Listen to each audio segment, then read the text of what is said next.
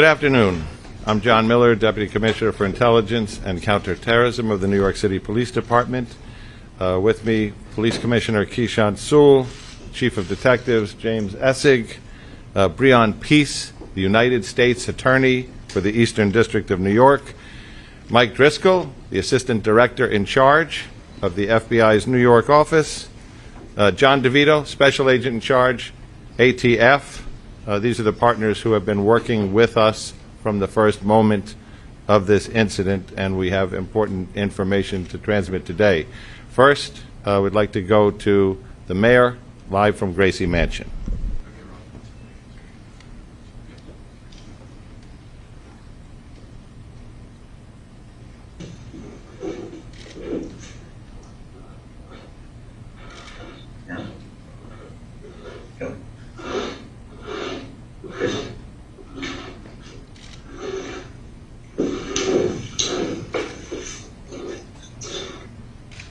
My fellow New Yorkers,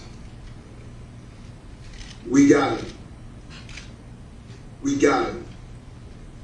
I cannot thank the men and women of the New York City Police Department enough, as well as our federal agents, our state police, our first responders, from the 9/11 operators to the various men and women from our medical professions.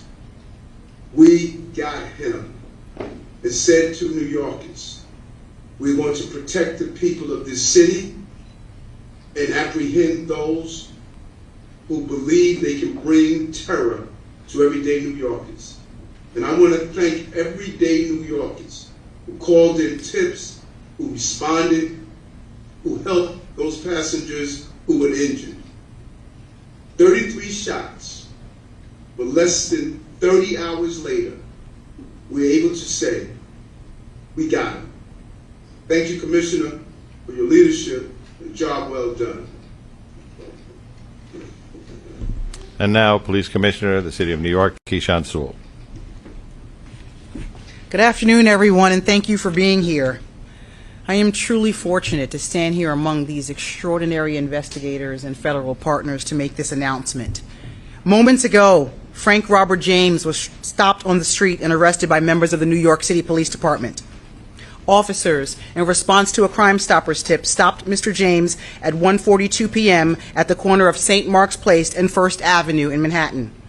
He was taken into custody without incident and has been transported to an NYPD facility. He will be charged with committing yesterday's appalling crime in Brooklyn. I want to commend all of the investigators and analysts who took part in this all-hands-on-deck investigation. Literally, hundreds of NYPD detectives worked doggedly during the last 30 hours to bring this together. They did so in tandem with a vast number of our law enforcement partners, including those from the FBI NYPD Joint Terrorism Task Force, the ATF NYPD Crime Gun Intelligence Center, and the Regional Task Force led by the United States Marshal Service. We hope this arrest brings some solace to the victims and the people of the City of New York. We used every resource at our disposal to gather and process significant evidence that directly links Mr. James to the shooting.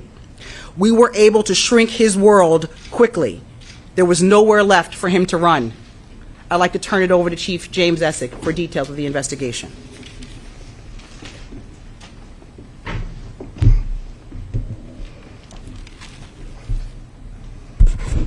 Good afternoon, everybody. I'd like to update the public on yesterday's incident on the subway in Brooklyn on a Manhattan-bound N train. Through the course of this investigation, we developed additional information and evidence.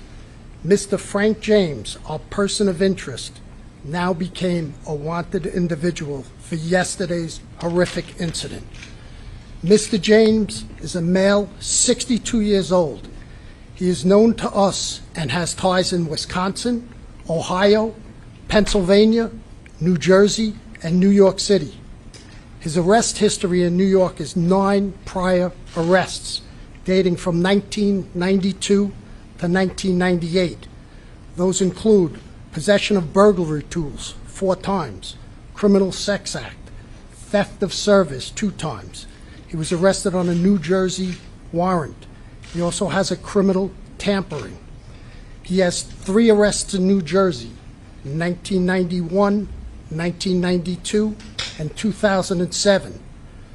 They are for trespass, larceny, and disorderly conduct.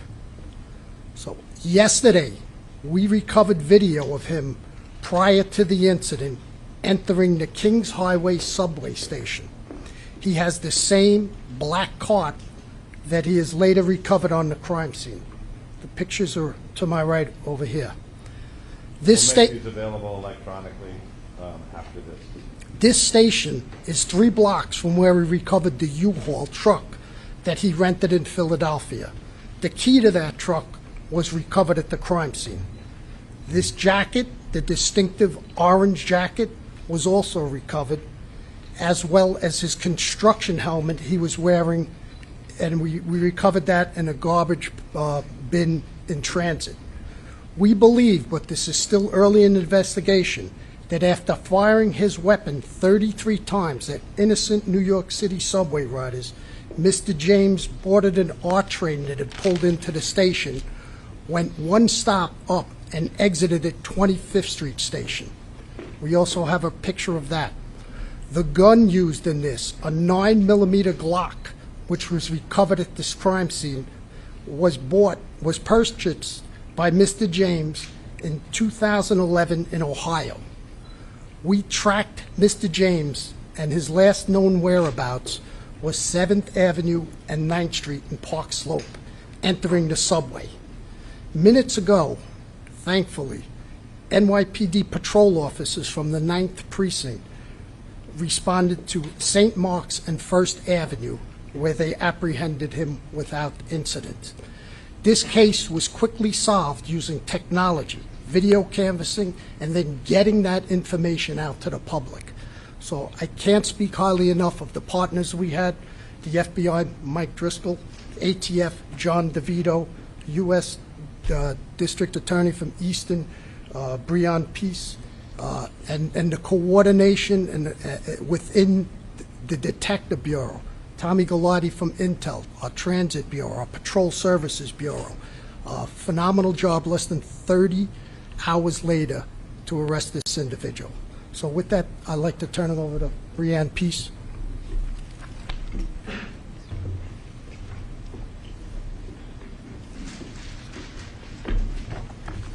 Good afternoon. Thank you. Yesterday was a dark day for all of us, but the bright spots of the incredible heroism of our fellow New Yorkers helping each other in a time of crisis, the quick response by our first responders, and the hard work by all of our law enforcement partners that has been ongoing is truly a bright spot here. Today, Frank James has been charged by complaint in Brooklyn Federal Court with 1 count of violating 18 U.S.C. sections 1992 A7 and B1, which prohibits terrorist and other violent attacks against mass transportation systems. He has been apprehended. He will be arraigned in federal court in Brooklyn, and if convicted, he will face a sentence of up to life imprisonment. My office is prepared to prove beyond a reasonable doubt that on April 12th, 2022, in Sunset Park, Brooklyn, in the Eastern District of New York, Frank James did knowingly and without lawful authority and permission commit an act, including the use of a dangerous weapon, with the intent to cause death and serious bodily injury to passengers and MTA employees on the New York City subway system. The government will prove, among other things, that James traveled across state lines in order to commit the offense and transported materials across a state line in aid of the commission of the offense. We, in the Eastern District of New York U.S. Attorney's Office, are working closely with all of our law enforcement partners, the FBI, NYPD, ATF, U.S. Marshal Service, and others, including the Kings County District Attorney's Office. And my office and our law enforcement partners will use every tool at our disposal to bring this individual justice and bring justice to New Yorkers and restore safety and peace of mind to all and will continue to do so as this case proceeds. Thank you. Mike? Good afternoon, and thank you all for being here today. As Mr. Peace just discussed, Mr. James is now facing a federal charge for his actions, a terrorist attack on mass transit. We have two ways that you can get in contact with us, because I want to be very clear that this is still an ongoing investigation.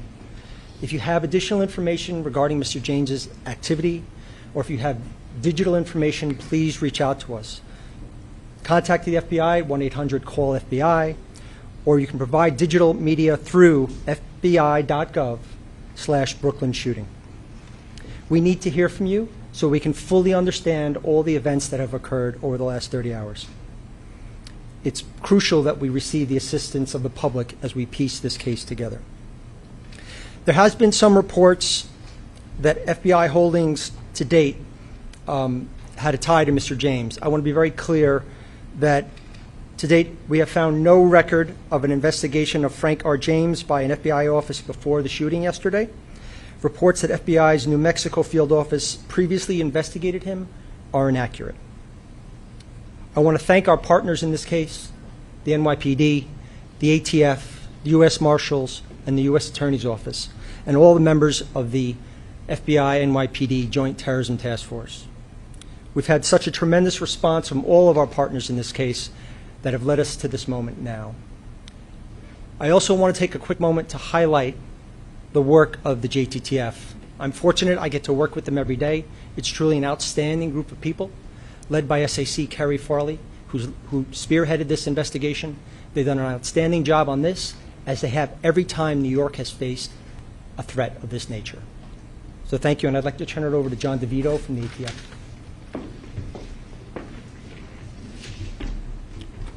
Good afternoon, everyone. Again, my name is John DeVito. I'm Special Agent in Charge for ATF here in New York State. One of the key points that A.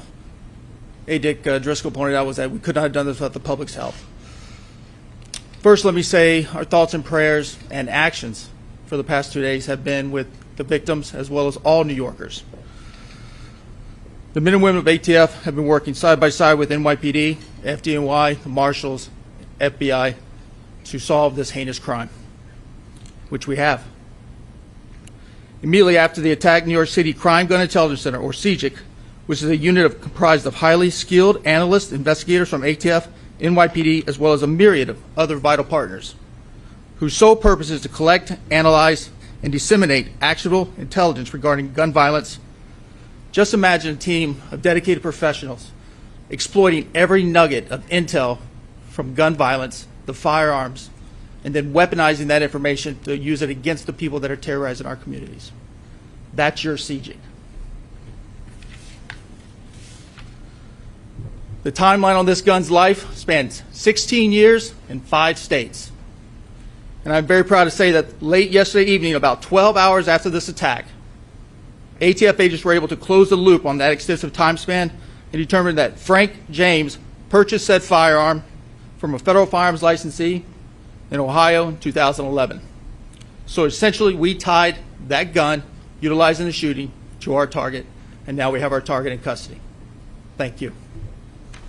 Okay, we're going to be in that we've told you almost everything we have to say, able to answer some very limited questions. Tina. Can you tell us a little bit about the Crime Stoppers? There's some reports he called himself in. Is that true? There was a person who called Crime Stoppers. We're reviewing who exactly made that call. Rocco? Commissioner, we'll proceed to another one. He alludes in one of his videos to yesterday's date. Does that date have any significance? And is it clear yet what the motivation was for the shooting? I think first and foremost, we were looking to get this guy off the street before he did any more carnage, brought any more carnage to the city. As to the investigation into the motive and to look and scour his social media, that's still part of the ongoing investigation. But again, first and foremost, we wanted to take him off the street. The investigation is continuing into the motive, into his social media postings. Bloomberg.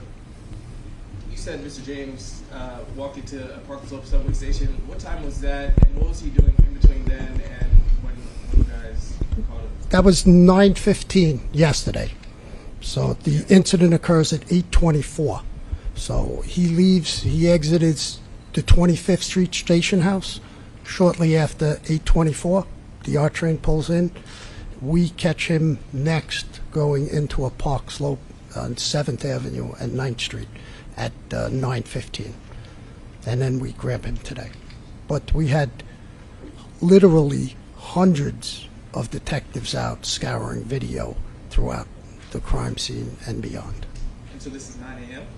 Excuse me? 9 a.m. that he goes into Park Slope? Yes, that was him. Yesterday at 9:15. All right, Mark. And do you have any idea where he was previously today? Any ideas on his whereabouts? Was he being tracked in any way? Did he say anything when he was arrested? No, his arrest was just literally minutes ago. So we haven't even, we just arrived at the precinct shortly. As to his whereabouts, that's part of the investigation. Detectives are out going through video canvases, and we're going to backtrack that, and that will take literally weeks. Katie. A two-part question. The first is, did the NYPD previous to yesterday's attack have any complaints, or do they look into any of the cameras being out, not just at 36th Street, but at 45th and 25th? And additionally, is there any indication that Mr. James was going to do any more attacks in New York City? Well, So we'll get back down to cameras after the second part. yeah, as far as them doing any more attacks, that's again, that's part of the investigation. Our main focus was to take him off the street immediately. And do you know how? Look, go ahead. Do you know how he purchased the gun? If he had a criminal record? You can't have a felony conviction to purchase the gun, so he had no felony convictions. Okay, New York one. Emily, how are you? Hi. Has the mayor's security detail been returned to its typical size and scope? So we're not going to discuss that. Juliet Papa. Yes, can you take us from the Crime Stopper tip to the arrest? What happened in between? How was he located? And The Crime Stopper tip today? yeah. Yeah, go ahead, boss. Hey, Juliet. Good afternoon. Crime Stopper tip comes in, reports that the male is in the McDonald's on 6th Street and 1st Avenue in the 9th Precinct down on the Lower East Side in East Village. Officers respond to the McDonald's. He's not in the McDonald's. They start driving around the neighborhood looking for him. They see him on the corner of St. Mark's and 1st, and they take him into custody. No incident and take him into custody. Did NYPD do an audit of cameras at subway stations just to make sure they're all working in the future, so it was easier to catch a person if he does something like this? Yeah, so the camera systems in the subway system are not NYPD cameras. They're owned and maintained by the MTA. We have access to them. We do regularly look and see which cameras are working, which ones are not, but the responsibility for those cameras belongs to the MTA. Tony. Are you going to make the officers who made the apprehension available? Are you going to identify them or any special? Not at this time. If we do, we'll let you know. Rocco.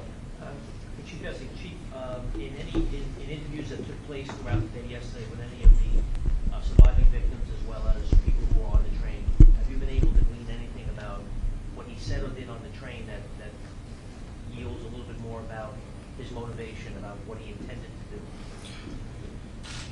do? We have witnesses on the train who said he was sitting in the back corner of the second car, and he popped the smoke grenade. And we have one witness who says, what did you do? He goes, oops, and then he pops the two, brandishes the firearm, and fires 33 times.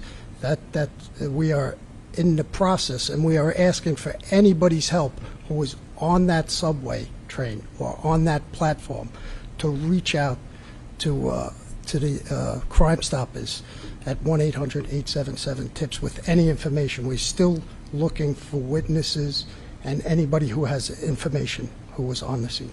Okay, New York Times. Hi, can you tell us anything more about the clock that this guy used? We heard initially that it had jammed. I know from what experts say that clocks aren't supposed to do that. It's kind of one of their selling points of clocks. Can you tell us a little bit more about if that's the case? Or Well, Our crime scene is still processing that scene. It goes to the lab, and they'll give us a report. It's still very early in the investigation for that. All right, Tony? One for All right. Mr. Okay, go ahead. Restraint. The statute they're being held under, that requires no nexus to any foreign terrorism. This is, in its own, it's a discrete terrorism charge. That's correct. The statute is titled Terrorism and Other Violent Attacks in Mass Transportation. So if there's a federal interest, of course, in protecting mass transportation hubs and infrastructure, and so that's the jurisdiction. But we're not going to comment further, or we're still investigating the motive and things like that, so can't comment further. All right, last question to Juliet. Yes, who can talk about his contact with social services, or if he had any here in New York? That's going to be part of the investigation as well, so we were not able to speak to that at this moment. So after he got arrested in the 90s, and then did he like disappear? Was he not in New York City anymore? That's part of our investigation as well, Julie. Thank you. One more question with these 12. You're the last question. Thank you. I'm wondering if there's, do we have any motive in terms of Sunset Park? Why Sunset Park, or was it random? No idea. So just to close, we also want to acknowledge our partners, sometimes jousting partners in the media, for putting all these pictures out, for spreading this story from the time we did the press conference yesterday. That was a critical effect on raising the kind of public awareness that, as the commissioner said, was able to give him very few choices in terms of where to go. So we appreciate your efforts as well. Thank you very much. Thank you. You're welcome.